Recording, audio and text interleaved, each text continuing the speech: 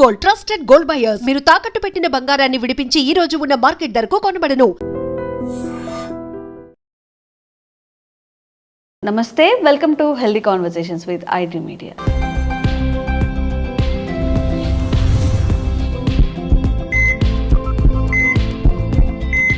నేను మీ ఛాన్సీ. సో ఈరోజు మనతో ఉన్నారు వంటింటి చిట్కాలకు కేర్ ఆఫ్ అడ్రస్ అయిన చిట్టిపొట్ల మధుసూదన్ శర్మ గారు, ఎండి ఇన్ ఆయుర్వేద.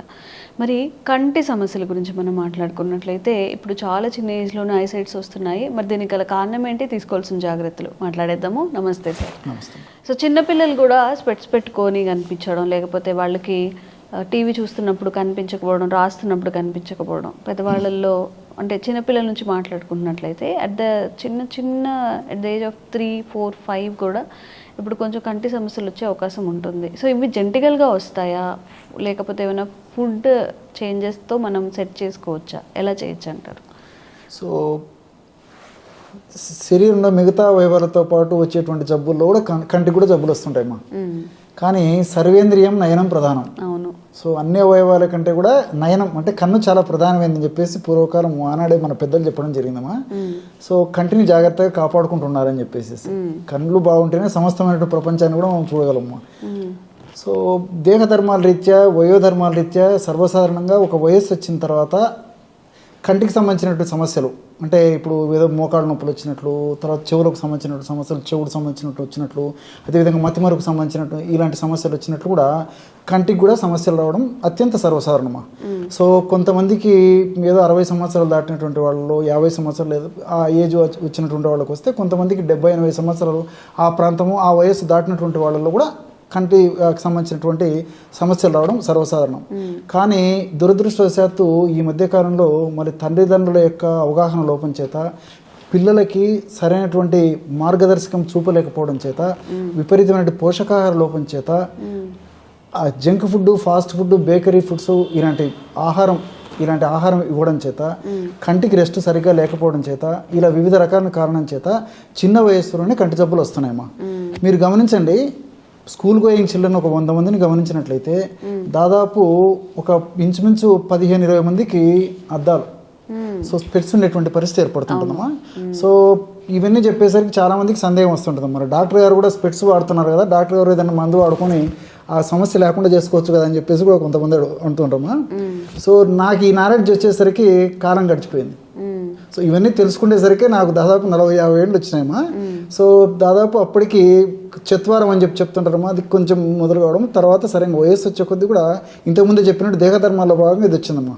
ముందు జాగ్రత్తలు తీసుకొని నాకు కూడా చిన్నప్పటి నుంచి వీటి మీద అవగాహన ఉంటే ఇంకో 10-15 సంవత్సరాల పాటు అద్దాలు లేకుండా గడపగలిగి వాడినేమో.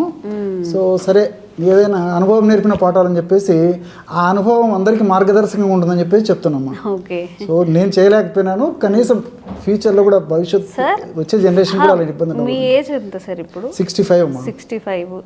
నార్మల్గా మీకు ఎప్పుడు వచ్చింది స్పెట్స్? నాకు దాదాపు ఒక 10 ఇయర్స్ అయిందమ్మా. అంటే 55 నుంచి కొద్దిగా మొదలైంది. 55 అంటే మీరు చాలా అంటే కొంచెం పెద్ద ఏజ్ కదా. చిన్నప్పుడు అంటే 20-30 కన్నా 55 అనేది పర్వాలేదు, మీరు జాగ్రత్త తీసుకున్నట్టే. మీరు డాక్టర్ కాబట్టి ఇంకా కొంచెం జాగ్రత్త తీసుకుంటే ఆ స్పెట్స్ కూడా వచ్చేవి కాదు అనేది నాకు తెలియదు. సో తెలుసుకునేసరికి పుణ్యకాలం గడిచిపోయిందమ్మా. సో ఇప్పుడు కొంత డ్యామేజ్ అయిపోయింది కాబట్టి దాన్ని పూర్తి స్థాయిలో తీసుకురావడం కూడా కష్టం. అసలు ఇప్పుడు కంటి ఆరోగ్యం బాగుండాలి అన్నప్పుడు చిన్నప్పటి నుంచి పిల్లలకి మనం తీసుకోవాల్సిన జాగ్రత్తలు? ఎగ్జాక్ట్లీ అమ్మా. సో ముఖ్యంగా చిన్నపిల్లలకి పోషకాలు బాగా సమృద్ధిగా ఉన్నటువంటి ఆహారం ఇవ్వడం పిల్లలకు నేర్పించాలి. అంటే పోషకాలు ఉండేటువంటి ఆహారం అంటే బాగా ప్రోటీన్స్, అదేవిధంగా ఈ మైక్రోన్యూట్రియంట్స్, కొన్ని రకాలైనటువంటి విటమిన్స్, ఖనిజాలు ఇలాంటివి సంపూర్ణంగా ఉండే ఆహారం చిన్నపిల్లలకి ఇవ్వాలమ్మా. మెయిన్గా చేయాల్సింది అది. సో ఈ పోషకాహారంలో కూడా విటమిన్ ఏ ప్రధానంగా ఉండాలి. అదేవిధంగా విటమిన్ సి, విటమిన్ డి, అదేవిధంగా విటమిన్ ఈ, అదేవిధంగా ఒమేగా-3 ఫ్యాటీ యాసిడ్స్, ఇలాంటివన్నీ కూడా చిన్నప్పటి నుంచి అలవాటు చేసినట్లయితే చిన్నపిల్లలకి సో చాలా వరకు కూడా ఒక వయస్సు వచ్చేంత వరకు కూడా వాళ్ళకి ఎలాంటి కంటి జబ్బులు రావమ్మా. సో కంటికి సంబంధించినటువంటి ఈ రెటినాకు సంబంధించిన సమస్యలు కానీ, లోపల రక్తనాళాలకు సంబంధించినటువంటి సమస్యలు కానీ, తర్వాత విజన్కి సంబంధించినటువంటి సమస్యలు కానీ, తర్వాత ఈ శుక్రాలు అంటారు కదమ్మా, ఈ క్యాట్రాక్ట్ ఇలాంటి సమస్యలు కానీ, ఇలాంటివి ఏవి రాకుండా ఉండేదానికి నేను చెప్పినటువంటి పోషకాహార పదార్థాలు బాగా సమృద్ధిగా చిన్నప్పటి నుంచి వాడడం వల్ల చాలా అద్భుతంగా ఉపయోగపడుతుందమ్మా. సో అలాంటి వాటిల్లో ఫర్ ఎగ్జాంపుల్ విటమిన్ ఏ గురించి మనం ఆలోచించినట్లయితేమా, ఈ విటమిన్ ఏ కరివేపాకు తర్వాత కొత్తిమీరలో పుష్కలంగా ఉంటుందమ్మా.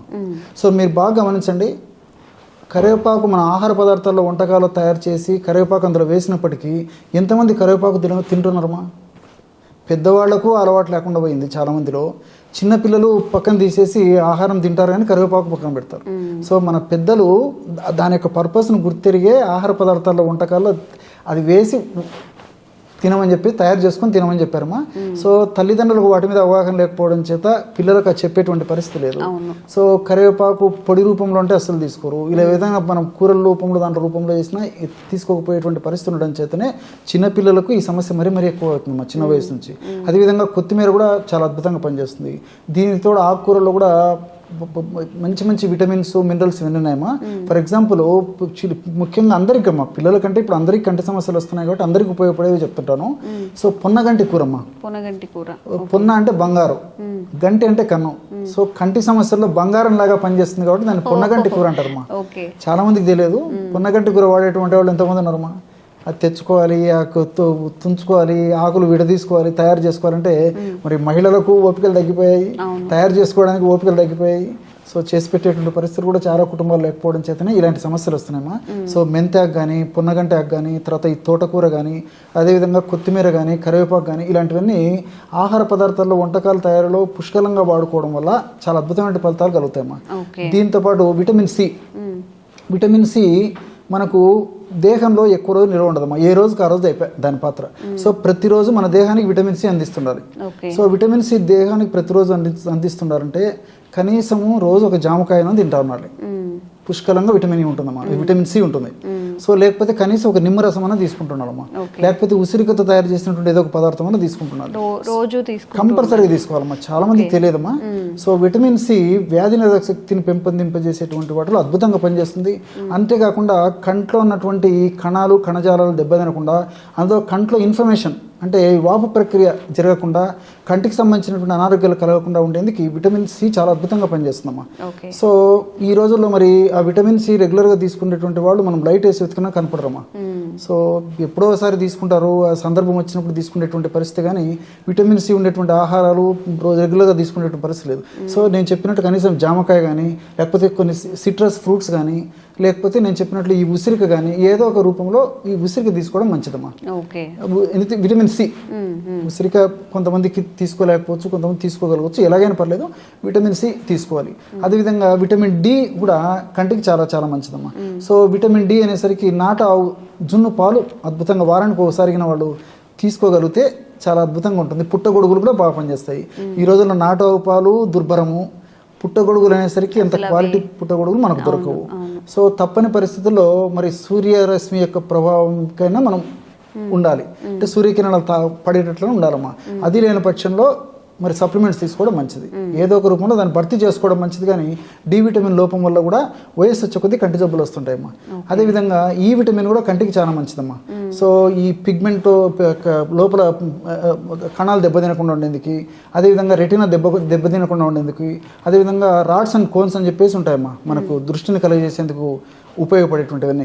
సో ఇవన్నీ కూడా ఆరోగ్యంగా, చైతన్యవంతంగా తమ పనులు తాము నిర్వర్తించేందుకు ఈ విటమిన్ కూడా చక్కగా ఉపయోగపడుతుంది. సో అదేవిధంగా ఒమేగా-3 ఫ్యాటీ యాసిడ్స్, ఈ ఒమేగా-3 ఫ్యాటీ యాసిడ్స్ కూడా కంటి జబ్బులు రాకుండా ఉండేందుకు యాంటీ ఆక్సిడెంట్గా పనిచేయడమే కాకుండా కంటిలో ఉన్నటువంటి అనారోగ్యాలను తొలగించేందుకు, వచ్చినటువంటి కంటి జబ్బులు త్వరగా తగ్గేందుకు కూడా ఒమేగా-3 ఫ్యాటీ యాసిడ్స్ ఉపయోగపడతామా. ఈ ఒమేగా-3 ఫ్యాటీ యాసిడ్స్ అంటే వాల్నట్స్లో ఒమేగా-3 ఫ్యాటీ యాసిడ్స్ పుష్కలంగా ఉన్నాయి.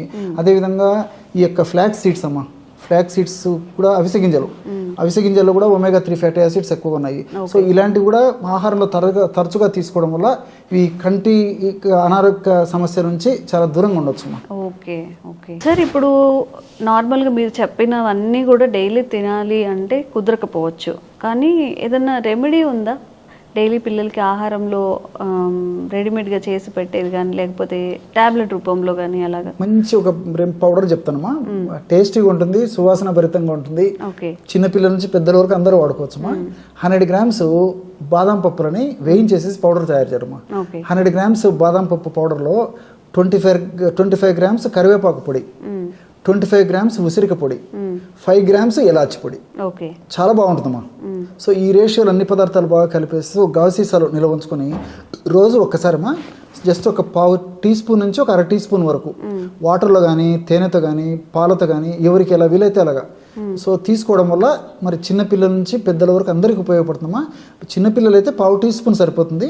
15 సంవత్సరాలు 20 సంవత్సరాలు దాటినటువంటి వాళ్ళైతే రెగ్యులర్గా 1/2 టీ స్పూన్ వాళ్ళ డైలీ యాక్టివిటీస్లో రోజు తీసుకునే ఆహార పదార్థాల్లో రోజు తీసుకునే ఆహార భాగంలో దినచర్యలో భాగంగా రోజు దీన్ని తీసుకోవడం వల్ల కంటి జబ్బుల నుంచి చాలా సులువుగా బయటపడవచ్చు. అవి రాకుండా కూడా కంట్రోల్ చేసుకోవచ్చు. Okay, thank you so much. And for more videos, Please subscribe to iDream. Please subscribe to iDream. Please subscribe iDream. And please subscribe to iDream. For more videos, subscribe to iDream. please like, share and subscribe to the channel. Congratulations, iDream. Subscribe to iDream. Subscribe to iDream. So subscribe to iDream Media. iDream ki iDream team andarki huge congratulations. Please subscribe iDream Media. Please subscribe to iDream. Subscribe iDream. Please subscribe to iDream. iDream అంటే నా కళల ఛానల్ను subscribe చేసుకున్నారు, నోరు తిరుగుతలేదు, మీరైతే గంట గుర్తు కొట్టండి. For more such videos, please subscribe to iDream. Subscribe to iDream. Please subscribe to iDream. Please subscribe iDream Media. Please do subscribe to iDream. Please subscribe to iDream Media. For best entertainment and information, please subscribe iDream. And don't forget to subscribe to iDream.